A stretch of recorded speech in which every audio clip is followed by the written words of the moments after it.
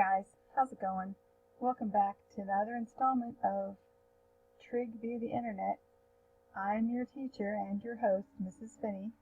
EHS Mrs. Finney if you're following my YouTube channel. Hope you all are having a great day. Hope life is treating you well, and just a piece of advice, every path has a puddle. It's up to you whether you walk around it, walk through it, or jump in it and play. So decide how you want to deal with your puddles. Speaking of puddles, we're going to move into some factoring. We're just going to be looking at the factoring of differences of cubes right now, and then we're going to look at some pattern factoring. And then next week we're going to be doing in-depth factoring, so we're going to be doing a lot of factoring next week. So for those of you that wanted to, you could go to Khan Academy and look up factoring. It's not required. It is not required. You do not have to. But if you want some quick feedback as to how you're going to be doing with factoring, that might be a good place to start. So we're going to start with factoring the difference of two cubes. Now, I would like to just insert here. Let me just back this truck up here. And we used to, back in Algebra 1, Algebra 2, you probably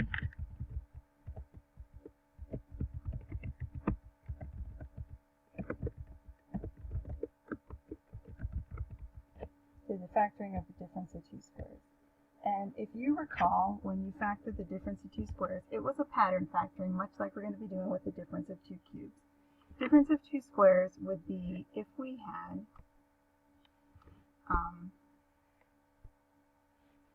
so the pattern was a squared minus b squared, and when we factored that, we always factored into a plus b and a minus b.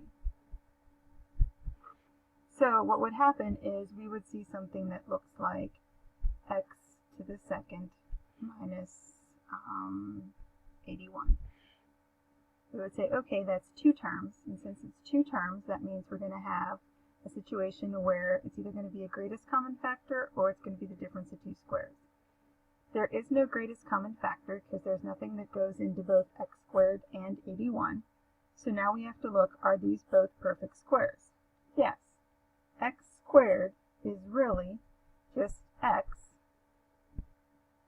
squared. And 91 or 81 is really just 9 squared. So that means that our a is x and our b is 9, so this factored into a, which was x plus 9, and b, which was x minus 9. So they're conjugates, because when you multiply them back together, the middles drop out. Or sometimes you had something like this, where maybe you had 2x to the fourth minus 32. And so you said, okay, well, there's two terms there, but I see that there's a common factor of 2. So I take the 2 out, and when I take the 2 out, I'm left with x to the fourth minus 16. All right, that's great. I can still do this because x to the fourth is really x squared,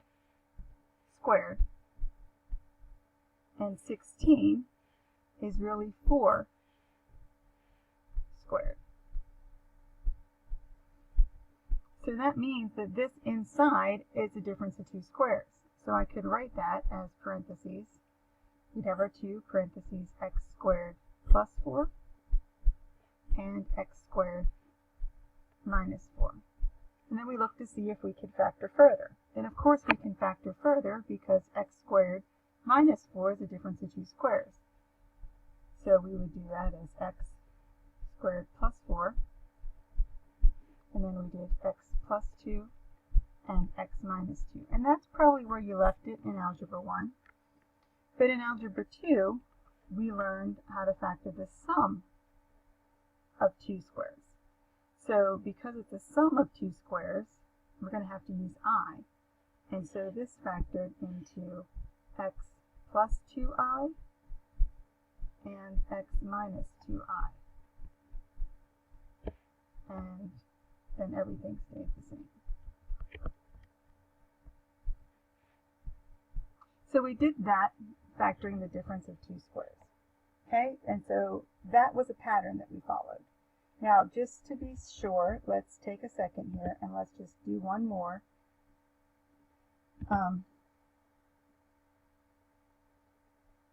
Okay, so let's say we had 4x squared minus 36. All right, well, when we look at that, it is a difference of two squares, but we see a greatest common factor first. So we factor out our greatest common factor, which is 4, and that leaves us with x squared minus 9. So then we say, okay, well, what do I do to factor x squared minus 9? Well, x squared is x squared, so we're going to have an x and an x.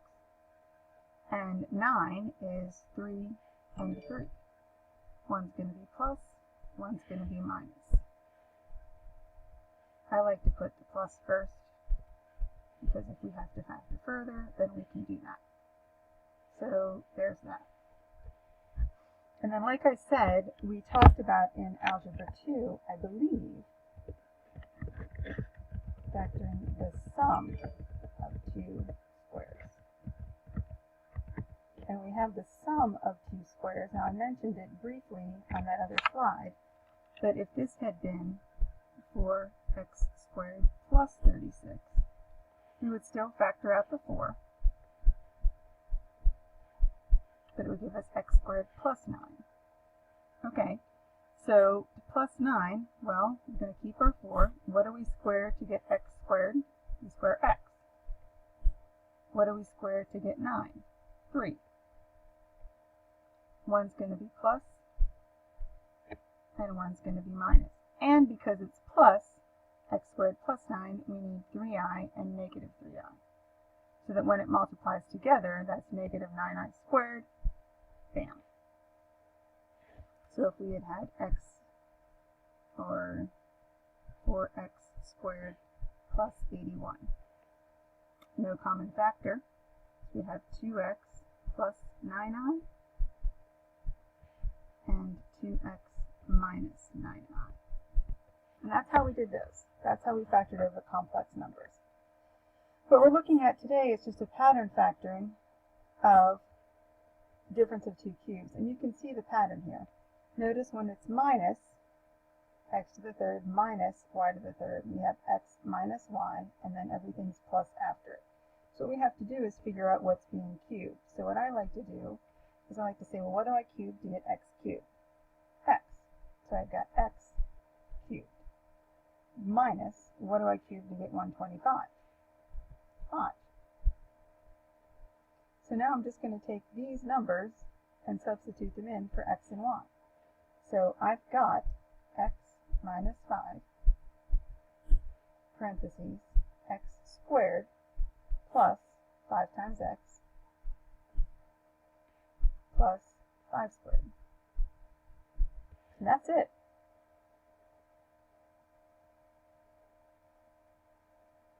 So if it had been 8x cubed minus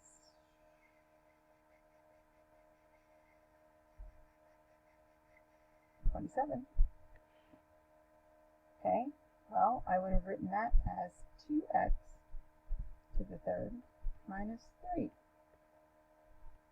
to the third.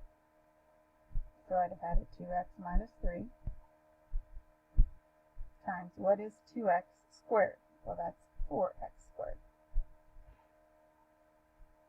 Plus 2x times 3 would be 6x. And 3 times 3 would have been 9.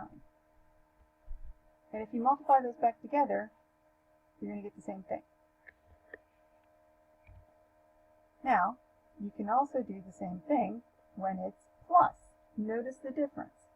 It says x cubed plus y cubed, and this time it's x plus y, and then it's x squared minus xy. So if it starts with a minus, then this is minus plus. If it starts with a plus, if it starts with a minus, these are both pluses. If it starts with a plus, then it's minus plus. So again, I would rewrite this as x cubed plus 2 cubed. So I'd have x plus 2, and then I would have x squared minus 2x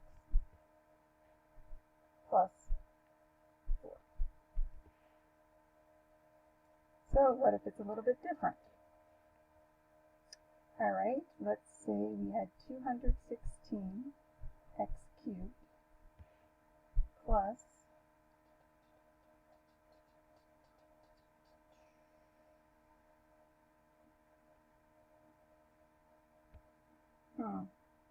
125 y cubed. Do it the same way. What do we cube to get 216?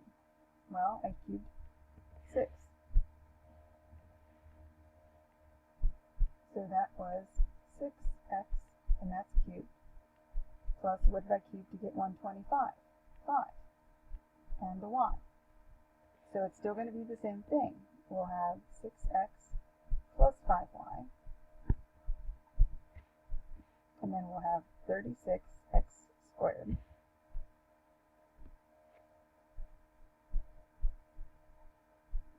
minus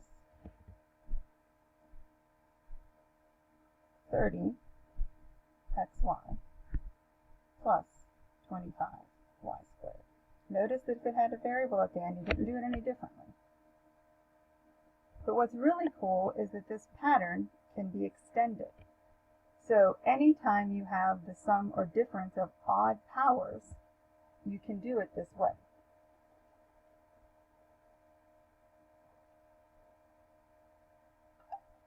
I'm sorry. I just realized I took that big honking drink in the middle of our lesson while I was including the webcam. So I'm so sorry, guys. My bad. So here's what we're looking at. We're doing to the 7th power, which means we're going to follow this. Okay? So this is x to the 7th, so that's going to be x to the 7th minus 128 is 2 to the 7th. Okay? Now first off, if that's the 7th power, then on my calculator I'm going to take the 7th root of 128 and I find out that's 2. So what I do next is I just plug in following. So I've got x minus 2. So the trick is going to be, can I write it all on this page? So x minus 2, then we're going to have, check this out, x to the 6th. And since it starts as minus, everything after it's plus. Plus, I'm going to have 2x to the 5th, because 1 plus 5 is 6, right? Plus 2 to the 2nd, and x to the 4th, plus 2 to the 3rd, and x to the 3rd. I'm not going to fit it all. Plus 2 to the 4th, and x to the 2nd, plus 2 to the 5th, and x, plus 2 to the 6th. And then when I do the math, x minus 2, so x to the 6th, plus 2x to the 5th, plus 4x to the 4th, plus 8x to the 3rd, plus 16x to the 2nd, plus 32x, plus 64. You just have to recognize the patterns. Okay? So what I'm going to ask you to do is some practice on these. Okay? So I'm just going to put some practice problems on factoring sums and differences of odd powers, and that'll be the end of your work for this week. Thanks, guys. I do hope you have a good day. And if you're thirsty, you should drink water, iced tea, soda. Water's really the best.